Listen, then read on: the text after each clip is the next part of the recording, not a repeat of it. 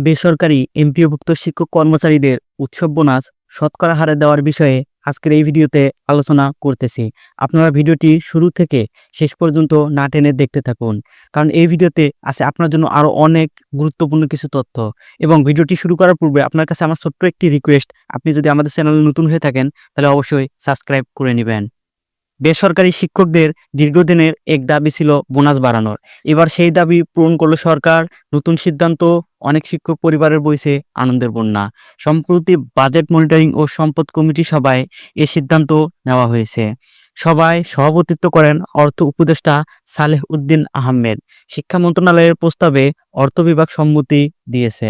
বোনাসের হার 25% থেকে বাড়িয়ে 50% করা হয়েছে শিক্ষকদের জন্য। এ সিদ্ধান্ত কার্যকর হবে আগামী ঈদুল আজহা থেকে।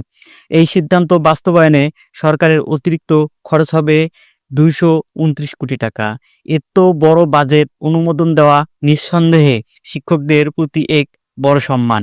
আগে শিক্ষকরা পেতেন মূল বেতনের 25% বোনাস, এখন পাবেন 50%। কর্মচারীরা আগেই 50% বোনাস পেতেন। কর্মচারীদের বোনাস আরও বাড়বে কিনা সেটা এখনো স্পষ্ট নয়। বর্তমানে এমপিওভুক্ত শিক্ষক ও কর্মচারীর সংখ্যা প্রায় 3,98,068 জন। এই বিশাল জনগোষ্ঠী এবার পাবে বাড়তি সম্মান ও সহায়তা। শিক্ষকরা জাতির কারিগর।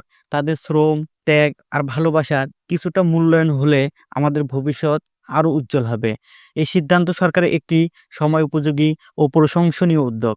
আপনার মতামত জানাতে ভুলবেন না। এই খবরে আপনি কতটুকু খুশি? এবং ভালো লাগলে একটা লাইক দিবেন, ভালো একটা কমেন্ট করবেন। শিক্ষকদের জন্য আরো সম্মান চাই। আরো আপডেট পেতে আমাদের চ্যানেলটা সাবস্ক্রাইব করে